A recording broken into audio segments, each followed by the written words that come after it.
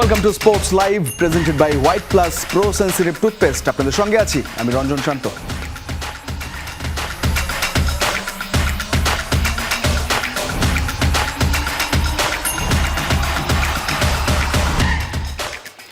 অস্ট্রেলিয়ার মাটিতে টেস্ট সিরিজকে সামনে রেখে তৃতীয় দিনের মতো অনুশীলন সেরেছে বাংলাদেশ। ব্যাটিংয়ের পাশাপাশি শিষ্যদের নিয়ে ফিল্ডিংয়েও বাড়তি নজর ছিল কোচ ফিল সিমন্সের।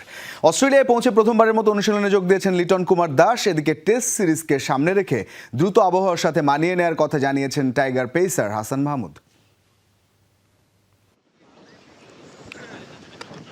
প্রায় 2 যুগের অপেক্ষার অবসান, 23 বছর পর আবারও তাসমান পারে টিম বাংলাদেশ।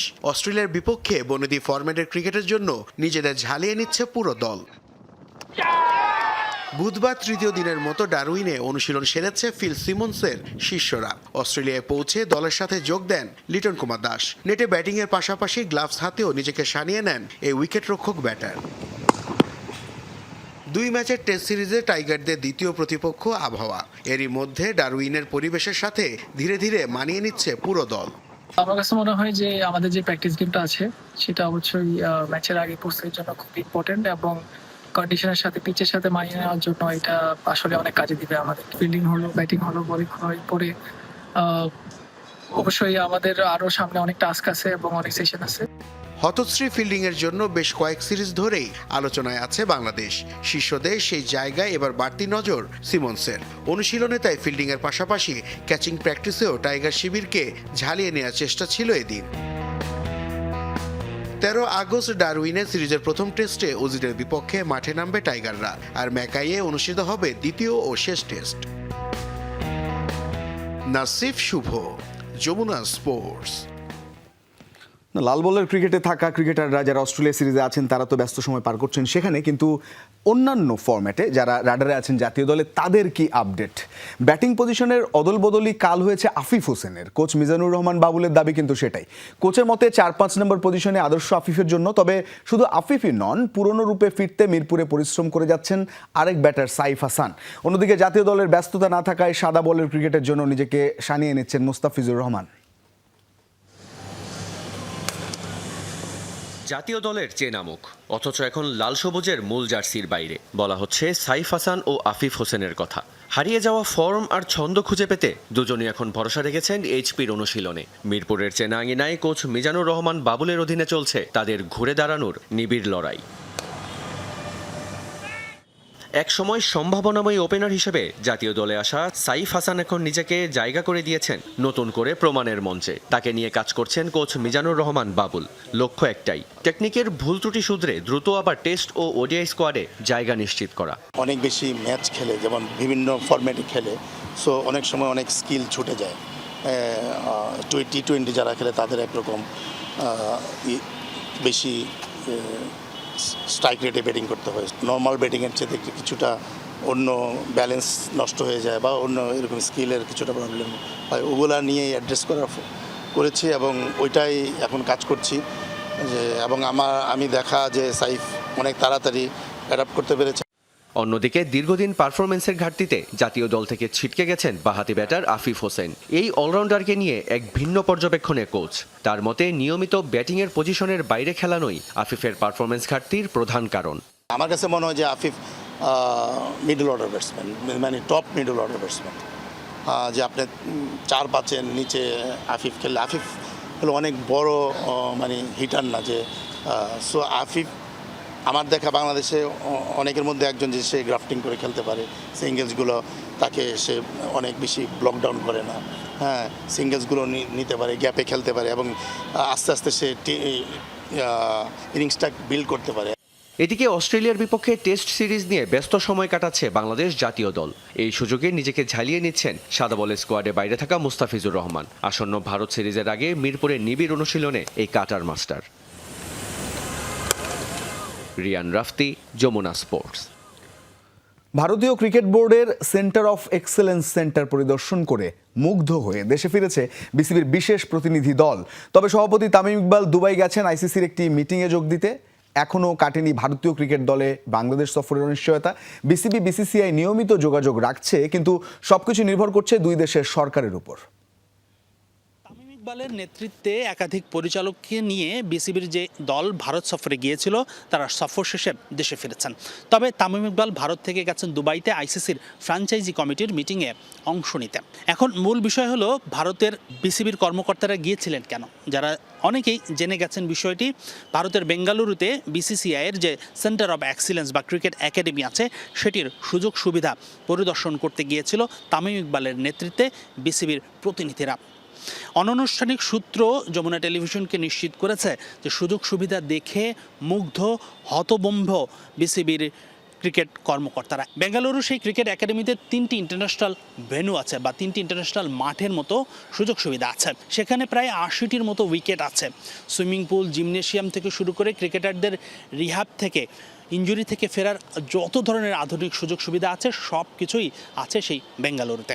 এখন তামিম ইকবালের এই প্রতিনিধি দলের এই সফরের মূল উদ্দেশ্য ছিল বেঙ্গালুরুর এই সুযোগ সুবিধাগুলো দেখে ভারতীয় ক্রিকেট বোর্ডের কাছ থেকে এই ফ্যাসিলিটিসের ব্লু প্রিন্ট নিয়ে বাংলাদেশে যে বিসিবি নতুন সেন্টার অব এক্সিলেন্স প্রস্তুত করতে চায় সেটার নীল নকশা বা ডিজাইন তৈরি করা। তবে এনসিএর মতো এত বড় পরিসরে হয়তো বিসিবি সেই ফ্যাসিলিটি ডেভেলপ করতে পারবে না। তবে তামিম ইকবালের বোর্ড চায় ভারতের এনসিএতে যে ধরনের ফ্যাসিলিটি আছে তার সবগুলোই যেন থাকে বাংলাদেশের নির্মিত হতে যাওয়া একাডেমিতে বা সেন্টার অফ এক্সিলেন্স সেন্টারে। তামিম ইকবালের এই ভারত সফরের সময় আরেকটি বিষয় আলোচনা এসেছিল, সেটা হলো ভারতীয় দলের যে বাংলাদেশ সফরে আসার কথা আগস্ট সেপ্টেম্বরে, সেই সফরের বিষয়ে তামিম বিসিসিআইয়ের সঙ্গে মিটিং করছেন কিনা। তবে এটি নিশ্চিত হওয়া গেছে তামিম ইকবাল বিসিসিআইয়ের সঙ্গে কোনো ধরনের মিটিং করেননি, অন্তত এই ভারত এবং বাংলাদেশের মধ্যে দ্বিপাক্ষিক সিরিজ ইস্যুতে। তবে দুই বোর্ডের মধ্যে নিয়মিতই এই বিষয়ে যোগাযোগ হচ্ছে। তবে মূল খবর যেটা, এই সিরিজ হবে কি হবে না সেটি নিয়ে যত খবরেই আসুক না কেন এটি মূলত নির্ভর করবে দুই বোর্ডের উপরে নয়, দুই দেশের সরকারের উপরে। সবশেষ টি-20 বিশ্বকাপে বাংলাদেশ দলের ভারত না যাওয়ার যে সম্পর্কের টানাপোড়েন সৃষ্টি হয়েছে সেই সম্পর্ক কিন্তু এখনো শীতল হয়নি। ইন্ডিয়া এখন আসবে কি আসবে না এটা কিন্তু এখন দোদুল্যমান অবস্থায় আছে। তবে আমাদের ফরেন মিনিস্ট্রি এবং আমাদের ক্রিকেট বোর্ড আলোচনা অনেক হচ্ছে। এটা যদি সফরটা যদি সাকসেসফুলি করতে পারে এটা দেশের জন্য অনেক ভালো হবে। মোটা দাগে তামিম এবং বিসিসিআই যতই যোগাযোগ করুক না কেন এই সফর পুরোটাই নির্ভর করবে দুই দেশের সরকারের সুসম্পর্কের উপরে। হাসিনুর রহমান, যমুনা স্পোর্টস, ঢাকা। রিশাদকে নিয়ে একটা সুখবর আছে। বিদেশি ফ্র্যাঞ্চাইজি লিগে বাংলাদেশের লেগ স্পিন অলরাউন্ডার রিশাদ হোসেনের কদর দিন দিন বাড়ছে। এবার দক্ষিণ আফ্রিকার জনপ্রিয় টি-20 টুর্নামেন্ট SA-20-তে জায়গা করে নিলেন তিনি। সরাসরি চুক্তিতে রিশাদকে দলে নিয়েছে 3 বারের চ্যাম্পিয়ন সানরাইজার্স ইস্টার্ন কেপ। সবকিছু ঠিক থাকলে এই প্রথম SA-20-র মঞ্চে দেখা যাবে বাংলাদেশি অলরাউন্ডারকে। একই দলে আছেন অস্ট্রেলিয়ার অলরাউন্ডার মিচেল মার্শ, আর ব্যাটিং কোচ হিসেবে দায়িত্ব পালন করছেন বাংলাদেশের সাবেক কোচ রাসেল ডোমিঙ্গো। আগামী 9 জানুয়ারি শুরু হবে টুর্নামেন্টটি। সূচি অনুযায়ী একই সময়ে বিপিএল হওয়ার কথা, তাই আগের মতো এবারও বিদেশি ফ্র্যাঞ্চাইজি ক্রিকেটে দেখা যেতে পারে রিশাদকে। ত্রিনিদাদ টেস্টের তৃতীয় দিন শেষে স্বাগতিক ওয়েস্ট ইন্ডিজের বিপক্ষে চালকের আসনে রয়েছে পাকিস্তান। দিন শেষে 6 উইকেট হারিয়ে মাত্র 60 রানের লিড নিয়েছে ওয়েস্ট ইন্ডিজ। 2 উইকেটে 266 রান নিয়ে তৃতীয় দিন শুরু করা পাকিস্তানের ইনিংস থামে 387 রানে। 6 উইকেট শিকার করেন জোমেল ওয়ারিকান। আবদুল্লাহ শফিক অপরাজিত থাকেন 160 রানে। 43 রানে পিছিয়ে থাকা ওয়েস্ট ইন্ডিজের রান তৃতীয় দিন শেষে 6 উইকেটে 103। চোটের কারণে এই ইনিংসে ব্রেন্ডন কিং এর ব্যাট করা নিয়েও আছে শঙ্কা। এর আগে প্রথম ইনিংসে 344 রানে ক্যারিবীয়দের ইনিংস গুটিয়ে যায়। প্রথম টেস্ট জয়ে সিরিজে 1-0-তে এগিয়ে আছে স্বাগতিকরা। লাল সবুজের জার্সিতে খেলার আলোচনায় এবার ইংলিশ লিগ ফুটবলের চেনা মুখ লুই ওয়াটসন। তবে তার বাংলাদেশের জার্সিতে মাঠে নামা নির্ভর করছে খোদ তারই চূড়ান্ত সম্মতির উপর। এদিকে প্রবাসী ফুটবলারদের নিয়ে আগামী বছর ইউরোপে ট্রায়াল হবে। এছাড়া সাফ টুর্নামেন্টে জায়ান হাকিমের খেলার জোরালো সম্ভাবনার কথা জানিয়েছেন বাহুপের সহসভাপতি ফাহাদ করিম। খেলাধুলার মাধ্যমে সুবিধা বঞ্চিত ও বিশেষ চাহিদা সম্পন্ন শিশুদের ক্ষমতায়ন এবং শান্তি সম্প্রসারণে শুরু হলো প্লেইং ফর পিস কর্মসূচির দ্বিতীয় বছর।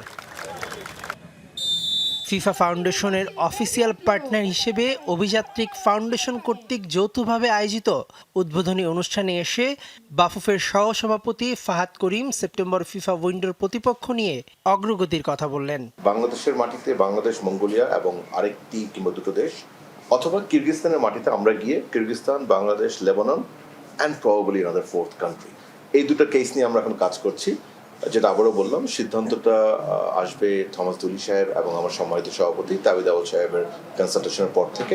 সুমিত সোম ও হামজা চৌধুরীর পর এবার লাল সবুজের জার্সিতে খেলার জোর আলোচনায় ইংলিশ লিগ ফুটবলের পরিচিত মুখ লুই ওয়াটসন। বাফুফে বছর দেড়েক আগেই তার সাথে কথা বলেছিল, তবে সেটা আটকে আছে। ওয়াটসন নিজেই লাল সবুজের হয়ে খেলার মত দেননি তাই। অনেক মাধ্যমে বলা হচ্ছে যে এখন যদি আমরা কথা বলি সে হয়তো রাজি হবে।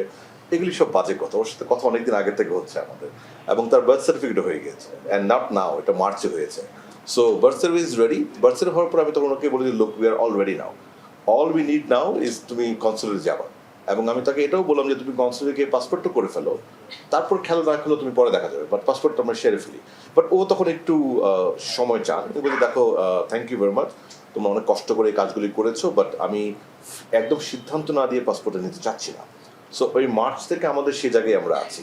আগামী গ্রীষ্মে আবারও আসছে 2025-এর মতো প্রবাসী ফুটবলারদের ট্রায়াল, তবে এবার হবে ইউরোপে। মুহূর্তে we are seriously considering next summer একটা প্রপার ক্যাম্প করা ইউরোপের যে কোনো এক জায়গায়, যেন ইউরোপে যারা আছে তারা ওখানে এসে, বিকজ ইউরোপ থেকে বাংলাদেশে এসে ট্রায়াল দিয়ে যদি না টিকে নিজ খরচে, ইটস ভেরি ডিসঅ্যাপয়েন্টিং। নভেম্বর সাফে জায়ান হাকিমের খেলার সম্ভাবনা প্রবল, জানান Fahad Karim. They are working very hard. Mehedi Naim, Jamuna sports, Dhaka.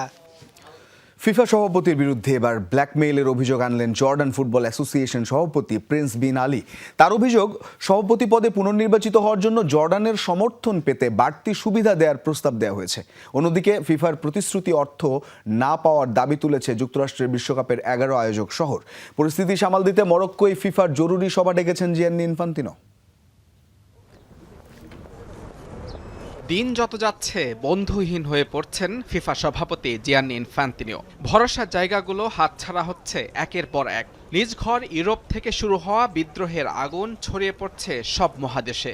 যে তালিকার সবশেষ নাম এশিয়ার দেশ জর্ডান। দেশটির সভাপতি প্রিন্স বিন আলী করেছেন বিস্ফোরক দাবি। সভাপতি পদে ইনফ্যান্তিনোর পুনর্নির্বাচনে সমর্থন দিলে জর্ডান ফুটবলের বিভিন্ন সমস্যা সমাধানের প্রতিশ্রুতি নাকি দিয়েছে ফিফা, যাকে সরাসরি ব্ল্যাকমেইলের সঙ্গে তুলনা করেছেন প্রিন্স আলী। সামাজিক যোগাযোগ মাধ্যমে দেয়া বিবৃতিতে তিনি আরও অভিযোগ করেন, বিভিন্ন আসরে জর্ডানের প্রাপ্য অর্থ নাকি বুঝিয়ে দেয়নি ফিফা।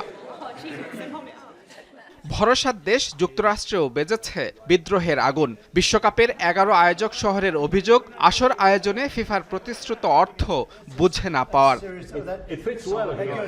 বিতর্কিত বাণিজ্যিক সত্ত্বে অংশীদারিত্ব বিক্রির পরিকল্পনা ভেস্তে যাওয়ার পর মুখ খুলেছেন ফিফার গ্লোবাল ডেভেলপমেন্ট প্রধান আর্সেন ওয়েঙ্গার। ইনফ্যান্তিনোকে আরও একা করে দিয়ে তার দাবি, ফিফার এই প্রস্তাবের সঙ্গে কোনোভাবেই যুক্ত ছিলেন না তিনি, এবং এই প্রকল্প বাতিল করাটাই জরুরি ছিল। তবে থেমে নেই জিয়ান্নি ইনফ্যান্তিনো। ব্রিটিশ গণমাধ্যমের দাবি, সভাপতি পদ টিকিয়ে রাখতে 211 সদস্য দেশের অনেকের কাছেই সমর্থন জানানোর অনুরোধ করেছেন ইনফ্যান্তিনো ঘনিষ্ঠরা, যে ডাকে সাড়া দিয়েছে কাতার, মরক্কো, কুয়েত ও শ্রীলঙ্কার মতো স্বল্প কিছু দেশ। নীরব ভূমিকায় ইনফ্যান্তিনোর দীর্ঘদিনের মিত্র দেশ সৌদি আরব। আগামী বছরের মার্চে মরক্কোতে অনুষ্ঠিত হবে ফিফার কংগ্রেস, যেখানে সদস্য দেশগুলোর ভোটে নির্বাচিত হলে 2031 পর্যন্ত ফিফার সভাপতি পদে থাকতে পারবেন ইনফ্যান্তিনো। যদিও দিন যত যাচ্ছে কঠিন হচ্ছে তার পুনর্নির্বাচনের স্বপ্ন। ইউরোপের 55 দেশের সঙ্গে কনকাকাফের 41, সবশেষ এএফসির অনেক দেশ হতাশা বাড়িয়েছে 56 বছর বয়সী ইনফ্যান্তিনোর। মুজরাবেন তারেক, যমুনা স্পোর্টস। ভিনিসিয়াস জুনিয়রকে নতুন চুক্তির প্রস্তাব দিয়েছে রিয়াল মাদ্রিদ। বেতন নিয়ে সমঝোতার পৌঁছাতে আজ মাদ্রিদের সাথে আলোচনায় বসছে ভিনিসিয়াস এবং তার এজেন্ট। ইএসপিএনের তথ্য অনুযায়ী বিশ্বকাপের পর ভিনিসিয়াস জুনিয়রকে বছরে প্রায় 2 কোটি 20 লাখ ইউরোর নতুন চুক্তির প্রস্তাব দিয়েছে রিয়াল মাদ্রিদ। তবে ব্রাজিলিয়ান তারকার দাবি বছরে প্রায় 3 কোটি ইউরো। রিয়াল জানিয়েছে বর্তমান প্রস্তাবের অঙ্ক আর বাড়ানো হবে না, তাই এই বৈঠকে অনেকটাই পরিষ্কার হতে পারে ভিনিসিয়াসের ভবিষ্যৎ। ভিনি কি নতুন চুক্তিতে রাজি হবেন নাকি ট্রান্সফারের সম্ভাবনায় জোরালো হবে? খুলনার রূপসার নাজমুস সাকিব এখন মালয়েশিয়া জাতীয় দলের ক্রিকেটার। জীবিকার তাগিদে দেশ ছেড়েছিলেন, কিন্তু ক্রিকেটের স্বপ্ন ছাড়েননি তিনি। মালয়েশিয়ার ঘরোয়া ক্রিকেটে ধারাবাহিকভাবে ভালো পারফরমেন্সের পর তিনি সুযোগ পান এ দলে। এরপর সিঙ্গাপুরের বিপক্ষে 50 বলে 122 রানের দুর্দান্ত ইনিংস খেলেন, যা তাকে জাতীয় দলের দরজা খুলে দেয়। এবার মালয়েশিয়া ক্রিকেট দল বাংলাদেশ সফরে আসছে 3টি ওয়ানডে ও 2টি টি20 খেলতে। সেই দলের সদস্য হিসেবে বাংলাদেশে ফিরছেন নাজমুস সাকিব। এবার জন্মভূমি বাংলাদেশের বিপক্ষেই আন্তর্জাতিক ম্যাচ খেলতে মাঠে নামার অপেক্ষায় এই উইকেট কিপার ব্যাটার।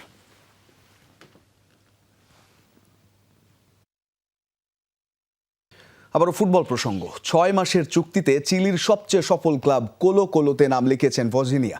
বিশ্বকাপে দারুণ পারফর্ম করা এই কেপ ভার্দের গোলরক্ষকের সামনে রয়েছে চুক্তি বাড়ানোর সুযোগও। এর মাধ্যমে বড় ক্লাবের হয়ে খেলার স্বপ্ন পূরণ হয়েছে তার। বিশ্বকাপে স্পেনের বিপক্ষে দারুণ পারফরমেন্সে পরিচিতি ছড়িয়ে পড়ে ভজিনিয়ার।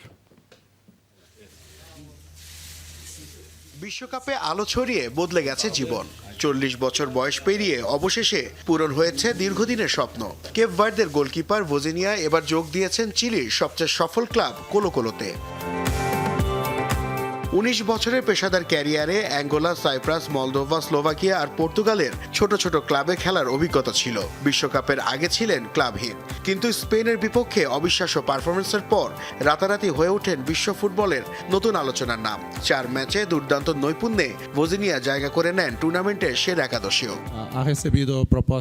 সবসময়ই ছোট লিগে খেলেছি, এমন সব ক্লাব যারা খুব বড় নয়। তারপরও মনে মনে সবসময় নিজেকে বলতাম আমি একজন বড় ক্লাবের ফুটবলার। যখন কোলো কোলো থেকে ডাক এলো তখন কোনো দ্বিধা ছিল না।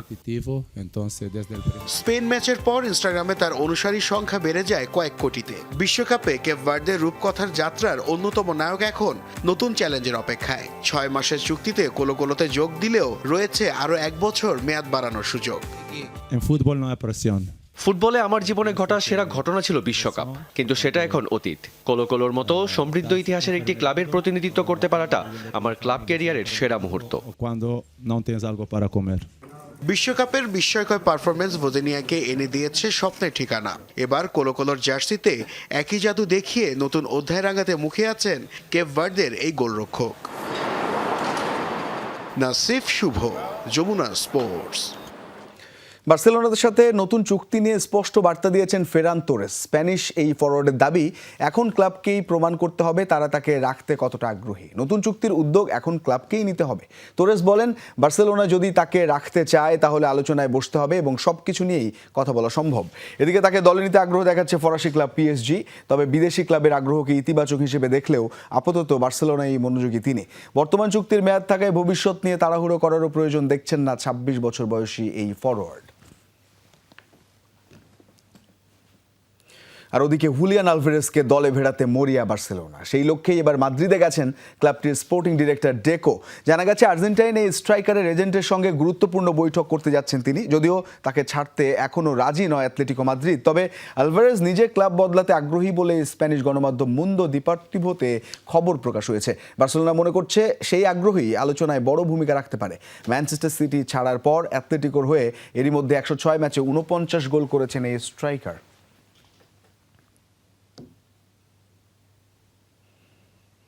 আবারও আইভরি কোস্টের ডাগ আউটে ফিরলেন হার্ভে রেনার্ড। 2015 সালে দলটিকে আফ্রিকা কাপ অব নেশনসের শিরোপা জেতানো এই ফরাসি কোচকে দ্বিতীয় মেয়াদে দায়িত্ব দিয়েছে আইভরি কোস্ট ফুটবল ফেডারেশন। 2026 বিশ্বকাপের শেষ 16 থেকে বিদায়ের পর কোচ এমএরসে ফায়েব সঙ্গে চুক্তি নবায়ন করেনি ফেডারেশন। এরপরই রেনার্ডের হাতে তুলে দেওয়া হলো জাতীয় দলের দায়িত্ব। এর আগে জাম্বিয়া ও আইভরি কোস্ট এই দুই দলকেই আফকন চ্যাম্পিয়ন করেছিলেন তিনি। 2022 বিশ্বকাপের গ্রুপ পর্বে রেনার্ডের অধীনে সৌদি আরব বিশ্ব চ্যাম্পিয়ন আর্জেন্টিনাকে হারিয়ে বিশ্বকাপে তাদের প্রথম জয় ছিনিয়ে নেয়। তার দ্বিতীয় মেয়াদের মিশন শুরু হবে আগামী মাসে ঘানা ও সোমালিয়ার বিপক্ষে আফকন বাছাই পর্বের ম্যাচ দিয়ে। নতুন মৌসুম শুরুর আগেই চ্যাম্পিয়ন্স লিগের 2টি গুরুত্বপূর্ণ নিয়মে পরিবর্তন এনেছে উয়েফা। একই নিয়ম কার্যকর হবে ইউরোপা লিগ ও কনফারেন্স লিগেও। সবচেয়ে বড় পরিবর্তন এসেছে হলুদ কার্ডের নিয়মে। আগে কোনো খেলোয়াড় বা স্টাফ 3টি হলুদ কার্ড দেখলেই পরের ম্যাচে খেলতে পারতেন না, এখন সেই সীমা বাড়িয়ে 4টি করা হয়েছে। উয়েফা জানিয়েছে লিগ পর্বে ম্যাচের সংখ্যা বেড়ে যাওয়ায় খেলোয়াড়দের অযথা নিষেধাজ্ঞা ঝুঁকি কমাতেই এই পরিবর্তন আনা হয়েছে। এছাড়া স্টেডিয়ামের ম্যাচ ঘড়িতেও পরিবর্তন আনা হয়েছে। আগে 45 ও 90 মিনিট শেষ হলেই বড় পর্দার ঘড়ি থেমে যেত। নতুন নিয়মে নির্ধারিত সময় শেষ হওয়ার পরও ঘড়ি চলতে থাকবে। রেফারি খেলা শেষের বাঁশি না বাজানো পর্যন্ত সময় দেখা যাবে। মাঠের পারফরমেন্স ছাপিয়ে নেইমারের বিতর্কিত আচরণ এখন ব্রাজিল ফুটবলের টক অফ দ্য টাউন। ম্যাচ শেষে টানেলের রেমো কর্মকর্তা ও সমর্থকদের সঙ্গে হাতাহাতির উপক্রম খোদ নেইমারের। পরিস্থিতি সামাল দিতে হিমশিম খায় নিরাপত্তা কর্মীরা। ভিডিও বার্তায় ধিক্কার জানিয়েছেন ক্লাবের সভাপতি আন্তোনিও কার্লোস টেক্সেইরা। কোপা দো ব্রাজিলের কোয়ার্টার ফাইনালে ওঠার আনন্দ নিমিষেই রূপ নিল বিতর্কে। মাঠে সান্তোস জয় পেলেও ম্যাচ শেষে টানেলের রেমো কর্মকর্তা ও সমর্থকদের সঙ্গে হাতাহাতির উপক্রম খোদ নেইমারের। মঙ্গলবার মাঙ্গেরাও স্টেডিয়ামের রেমোকে 1-0 গোলে হারিয়ে কোয়ার্টার ফাইনাল নিশ্চিত করে সান্তোস, কিন্তু আসল নাটক শুরু হয় ম্যাচ শেষে ড্রেসিং রুমে ফেরার পথে। স্থানীয় সংবাদ মাধ্যমের তথ্য মতে জয়ের পর নেইমারের উদযাপনকে উস্কানি হিসেবে নেন স্বাগতিক রেমোর সমর্থক ও কর্মকর্তারা। গ্যালারির দুয়ো ও বিদ্রুপের জবাবে ছেড়ে কথা বলেনি নেইমারও। একে অপরকে ছুটতে থাকেন উত্তপ্ত বাক্য। এ সময় তাকে বিদ্রুপাত্মক নাচ নাচতে এবং জিভ বের করে অঙ্গভঙ্গি করতেও দেখা যায়। পরিস্থিতি সামাল দিতে হিমশিম খায় দু দলের নিরাপত্তা কর্মীরা। ঘটনা এখানেই শেষ নয়। সান্তোসের আরেক তারকা গাবিগোল দূর থেকে দাঁড়িয়ে শুধু তামাশা দেখছিলেন আর বিস্ময় প্রকাশ করছিলেন। তবে সবচেয়ে বড় প্রতিক্রিয়া এসেছে রেমো শিবির থেকে। এক ভিডিও বার্তায় নেইমারকে ধিক্কার জানিয়েছেন ক্লাবের সভাপতি আন্তোনিও কার্লোস টেক্সেইরা। সান্তোসের এমন আচরণের প্রয়োজন ছিল না। আর নেইমার, যাকে অনেক শিশু আদর্শ মানে, সে এখানে এসে আমাদের উস্কানি দিয়েছে। এমন মানুষদের আদর্শ বানানো সত্যি দুঃখজনক, দুর্ভাগ্যের। পুরো ম্যাচ জুড়ে রেমো সমর্থকদের দোষ শুনেছেন নেইমার। তবে মাঠের খেলায় ঠিকই নিজের জাত চিনিয়েছেন তিনি। যার বাড়িয়ে দেওয়া বল থেকেই জয়সূচক গোল করেন রনি রুস্তিকো। মাঠের পারফরমেন্স ছাপিয়ে নেইমারের এই বিতর্ক আচরণ এখন ব্রাজিলের ফুটবলে talk of the town. Riyan Rafti, Jamuna sports. এই ছিল আজকের স্পোর্টস লাইভ। এতক্ষণ সঙ্গে থাকার জন্য ধন্যবাদ সবাইকে।